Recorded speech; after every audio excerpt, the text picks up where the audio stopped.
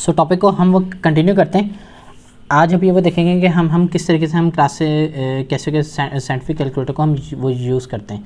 कैसे के scientific calculator के अंदर हमारे पास जो बेसिक फंक्शंस हैं, या जिसको मैं कहूँ कि वो फंक्शंस जो हमारे पास मोस्टली वो यूज़ होते हैं, तो उसके लिए हमारे को सबसे पहले वो समझना ज़रूरी है कि हमारे पास इसके मोड सिलेक्शन क्या है। कैसे के साइंटिफिक कैलकुलेटर के अंदर हमारे पास बहुत से मोड्स अवेलेबल हैं बाय बिल्ट इन। अगर मैं बात करता हूँ तो जिसके अंदर हमारे पास मोस्टली जो मोड्स वो यूज़ होते हैं, उसके अंदर हमारे पास कंप्यूटर, कॉम्प्लेक्स, स्टैट्स, बेस या जिसको हम लॉग सिस्टम कहते हैं, और मैट्रिक्स, वेक्टर और टेबल। अच्छा, हमारे पास ये 8 मोड इसके अंदर बेसिकली हमारे पास गिवन है। अगर मैं बात करता हूँ FX 570EX और FX 991, तो हमारे पास ये 8 मोड्स इसके अंदर अवेलेबल होते हैं। अच्छा, तो अगर मैं स्टार्ट करता हूँ कैसे को साइंटिफिक कैलकुलेटर, तो हमारे पास जो मोस्टली जो साइंटिफिक कैलकुलेटर है उसमें आमतौर पे कंप्यूटर मोड या सिंपल मोड हमारे पास जिसको साइंस मोड है, उसके अंदर आमतौर पे कैसे का साइंटिफिक कैलकुलेटर की स्टार्टिंग होती है। अब आपका इस कैलकुलेटर के अंदर एक चीज़ को समझना ज़रूरी कि हमारे पास अगर कैलकुलेटर के अंदर मैं बात करूँ, एक हमारे पास ये बेसिक फंक्शंस हैं, या जिसको मैं बात करता हूँ ये जो डिजिट के फंक्शन है, सही है। और इसके अलावा हमारे पास कुछ फंक्शन ऐसे हैं जो इस बटन्स के ऊपर हैं, वो आमतौर पे ऑरेंज कलर के शेड से ये वो विजिबल होते हैं। अगर मैं इसके अंदर मैं ये वो दिखा सकूं, तो जैसे मेरे पास ये 3 के ऊपर एक बेस का फंक्शन है, सही है। इसी तरीके से वो मेरे पास प्लस के ऊपर और माइनस के ऊपर रिकॉर्ड का फंक्शन है, और यहाँ पे मल्टीप्लाई के ऊपर परम्यूटेशन का फंक्शन है, डिवाइड के ऊपर कॉम्बिनेशन का फंक्शन है। तो इस तरीके से हमारे पास बहुत से फंक्शंस अवेलेबल हैं, सही है। अब हमारे को सबसे पहले ये फंक्शंस को हम किस तरीके से यूज़ करते हैं, हमारे पास क्या क्या मोड्स हैं जिसके अंदर हम वो इस फंक्शंस को अवेल कर सकते हैं, सही है। अब आपके पास एक चीज़ है जो बेसिक फंक्शंस हैं, मिसाल के तौर पे जो वो डिजिट्स जो हमारे पास विजिबल हैं, जैसे इसके अंदर तो ये थोड़ी सी इसकी प्रिंटिंग मिसिंग है, मतलब ये यूज़ करने की वजह से ये वो मिट गए। लेकिन मैं बात करता हूँ जैसे यहाँ पे जो डिजिट है 1 2 3 4 5 6 7 8 9, सही है। अब अगर मैं इसके अंदर प्रेस करता हूँ 1 2 3 4 5 6 7, तो ये मेरे पास ये सिंपल तो ये शो कर रहा है। लेकिन अगर मैं चाहता हूँ कि मुझे स्टैट्स का फंक्शन मैं यूज़ करूँ, तो मैं क्या करूँगा, मैं किसी भी फंक्शन को इस्तेमाल करने के लिए मेरे ज़रूरी कि मैं शिफ्ट को प्रेस करूँ, देन उसके बाद मैं वो फंक्शन को यूज़ करूँ। मैं शिफ्ट को प्रेस करूँ और मेरे पास 7 के ऊपर कांस्टेंट का फंक्शन, मैं कांस्टेंट यूज़ कर सकता हूँ। मैं शिफ्ट को प्रेस करूँ और उसके बाद मैं कन्वर्जन के फंक्शन को यूज़ कर सकता हूँ। तो इस तरीके से हमारे पास साइंटिफिक कैलकुलेटर में फंक्शन यूज़ होते हैं। अगर आपने जो बेसिक है वो तो आप डायरेक्ट आप वो नंबर प्रेस करते हैं, मिसाल के तौर पर एक्सपोनेंशियल का सिस्टम है, जैसे मैं 6 की पावर लगा रहा हूँ, 6 एक्सपोनेंशियल या 6 का स्क्वायर तो 36। लेकिन अगर मैं चाहता हूँ कि मैं इसका क्यूब लूँ, मिसाल के तौर पे 6 हो गया, अब मैं इसका क्यूब का फंक्शन मैं लेना चाहता हूँ, तो मैं शिफ्ट को प्रेस करके ये जैसे क्यूब है, मैं ये क्यूब करूँगा तो मेरे पास ये जो है 6 क्यूब आ जाएगा। तो इस तरीके से हम इसके फंक्शंस को हम यूज़ करते हैं, सही है। आपको शिफ्ट का इस्तेमाल आ गया। और इसी तरह कुछ हमारे पास जो डिजिट्स हैं, जैसे जो रेड के अंदर शो होते हैं अल्फ़ा, जिसके अंदर मैं मिसाल के तौर पे कोई भी वेरिएबल्स है एक्स और वाई, मैं उसको मैं पुट कर सकता हूँ। मिसाल के तौर पे ये हमारे पास अगर मैं कॉम्बिनेशन की अगर मैं बात करूँ, मोस्टली कॉम्बिनेशन और परम्यूटेशन में हम एक लिमिट देखते हैं या प्रोबेबिलिटी के अंदर, तो हमारे पास ये फंक्शंस वो यूज़ होते हैं। अब बेसिक को लेके चलते हैं। क्लास 9 और क्लास 10 या कॉलेज लेवल पे हमारे पास जो 2 फंक्शन है। अगर मैं बात करता हूँ मैं मैथ्स के अंदर, हमारे पास वेक्टर, जिसके लिए आप सिंपल 8 आप चाहिए, और वेक्टर का आप साइज़ अपने हिसाब से सेट करने हैं, वो 2x2 का करना है, तो ये आपने सिंपल इसको जस्ट 2x2 के हिसाब से बना लिया। 1x2 करना है तो इस तरीके से आप वेक्टर का साइज़ बना लेते हैं। वेक्टर का फंक्शन हमारे पास मैथ्स के अंदर वो यूज़ होता है। और सिंपल अगर मैं बात करूँ ये कंप्यूटर या सिंपल ये कॉम वो मोड है, इसके अंदर आपका डिफरेंट बेसिक कैलकुलेशंस आप करते हैं, सही है, या जिसको मैथ्स मोड भी हम इसको कहते हैं। आप देखेंगे यहाँ पर इसमें मैथ्स मेंशन है, और जैसे जैसे मैं मोड चेंज करता हूँ, अगर मैं स्टैट्स की तरफ जाता हूँ, मैं 3 प्रेस करता हूँ, देन मेरे पास ये मैं इस मिसाल के तौर पे इसके अंदर करता हूँ, तो मेरे पास मोड में स्टैट्स आ जाएगा। और मैं इसको जब मैं रिफ़्रेश भी करता हूँ या रिफ़्रेश इसको देखता हूँ, तो मेरे पास स्टैट्स मोड आ गया। तो डिफरेंट मोड सिलेक्शन के बाद आपके पास उसको रिप्रेजेंट करेगा कि किस तरीके से आपके पास डिफरेंट मोड्स उसके ऊपर वो विजिबल होंगे। तमाम कैलकुलेटर्स के अंदर जो बेसिक है वो इसी तरीके से रहती है कि आप डिफरेंट आप उसको देख सकते हैं।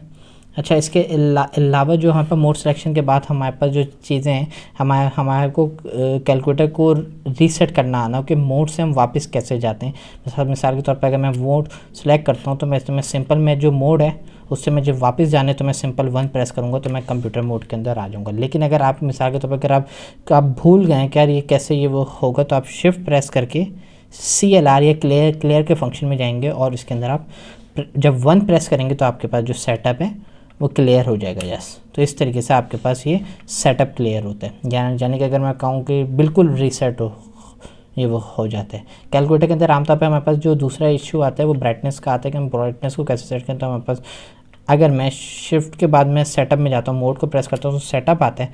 देन मेरे पास ये नीचे display, contrast, states, D/C, complex, इसके बहुत से वो हमारे पास ये वो शो कर रहे हैं। तो इसके अंदर जो मेरा काम है मेरा जो काम है इसका कॉन्ट्रास्ट का है। तो मैं अगर 6 को प्रेस करता हूँ तो इससे मैं लाइट और डार्क के कॉन्ट्रास्ट को मैं बढ़ा सकता हूँ। लाइट के अंदर ये बिल्कुल क्लियर होता है और डार्क के अंदर मैं इसको मैं डार्क कर देता हूँ। तो इस तरीके से आप डिफरेंट कैलकुलेटर के अंदर कॉन्ट्रास्ट को भी शो कर सकते हैं। अच्छा, एक होता है अपॉन या डिवाइड, ये हमारे पास फंक्शन होता है। मिसाल के तौर पे मैं 56 को डिवाइड करता हूँ 54 से तो ये मेरे पास अपॉन आ जाता है। अगर हमारे पास डेटा कभी भी अपॉन में हो और मैं उसको डेसिमल में लेने जाता हूँ तो मेरे पास ये S/D है, स्टैंडर्ड डेटा को डेसिमल में कन्वर्ट करने के लिए, इधर SG होता है। तो इस तरीके से आप इसको कन्वर्ट करते हैं। तो ये हमारे पास बेसिक है। इसके अलावा हम देखेंगे डिफरेंट वेरिएबल्स वगैरह, डिफरेंट मोड्स हम किस तरीके से कैलकुलेट करते हैं, तो वो साथ साथ हम ये वो लेके चलेंगे। आपके पास कोई अगर मैं मीन मीडियन मोड की अगर मैं बात करता हूँ, फॉर एग्जांपल स्टैट्स के अंदर, तो आप स्टैट्स का मोड है जिसमें मीन मीडियन मोड हमारे पास वो यूज़ होता है मोस्टली। तो आप सिंपल स्टैट्स में जाएंगे। स्टैट्स में अगर आप 1 वेरिएबल का मीन मीडियन मोड निकाल रहे हैं तो एक्स की वैल्यू आप कर दें 2 3 4, सही है। 2 3 4 का आपने डेटा डाला, आप AC प्रेस करेंगे तो डेटा सेव हो जाएगा। देन शिफ्ट दबा के आपके पास ये 1 दबाएंगे तो आपके स्टैट्स का फंक्शन आ जाएगा। अब आपने मीन मीडियन मोड सम वगैरह वेरिएंस निकालना है, आपको ये 4 से 5 ऑप्शन देता है। देन आप इसके अगर वेरिएंस निकालना चाहते हो तो आपको ऐसे आ जाएगा मीन क्या आ जाएगा। मीन के लिए आप 2 प्रेस करेंगे, देन आपके पास पता चल गया इस डेटा का मीन 3 है। आपको पता है आपने 2 3 4 प्रेस किए तो आपको इसका जो वो मीन है 3 है। लेकिन अगर आप वेरिएबल्स बढ़ाते हैं स्टैट्स के अंदर, मिसाल के तौर पर स्टैट्स मोड में जाते हैं 3, देन आप इसमें 2 वेरिएबल्स की तरफ जाते हैं या लीनियर इक्वेशन, तो आप ये x और y आ जाएंगे। तो x और y को रिग्रेशन के ये वो बेसिक फंक्शन दे रहा होता है। मिसाल के तौर पे आप इसकी लीनियरिटी फाइंड आउट करें 1 2 3, देन आपका यहाँ पे आपको लीनियरिटी देख रहे हैं 10 20 30 जो बेसिक आपके देखने होंगे, सही है। आप इसको कैसे कैलकुलेट करेंगे, आप इसको शिफ्ट दबा के फिर वो देन डेटा, आपने इसको शिफ्ट में जाए डेटा को आपने सेव किया AC से। AC आप प्रेस करेंगे तो वो डेटा सेव हो जाएगा। अगर शिफ्ट दबा के AC प्रेस करेंगे तो सिस्टम शट डाउन कर जाएगा। आपने देन शिफ्ट दबा के स्टैट्स, अब इसकी रिग्रेशन कैलकुलेट करना चाहते हैं लिनियरिटी, तो आपका ये ABX, B जो होता है रिप्रेजेंट करता है स्लोप को या चेंज को, रेट को, A रिप्रेजेंट करता है इंटरसेप्ट को। अगर मैं इसका ग्राफ प्लॉट करूं और जो R है लिनियरिटी को शो करता है, इसकी लिनियरिटी 1 है क्योंकि हमारे पास डेटा 1 के साथ 10 है, मतलब लीनियर पैटर्न में जो चल रहा है। अगर मेरे पास फॉर एग्जांपल डेटा हो, मैं उसको चेंज करता हूँ, शिफ्ट स्टैट्स में जाके मैं डेटा को मैं चेंज करता हूँ। मैं इधर 20 की जगह मैं इधर कर देता हूँ 18। अब ये लीनियर नहीं है, इसमें कुछ ना कुछ लीनियरिटी कम है। तो अब मैं इसको मैं कैलकुलेट करता हूँ, शिफ्ट स्टैट्स रिग्रेशन, तो मेरी R की वैल्यू जो होगी कम हो जाएगी। तो मैं कैलकुलेट करता हूँ 0.993। तो इस तरीके से हमारे पास ये बेसिक फंक्शंस यूज़ होते हैं।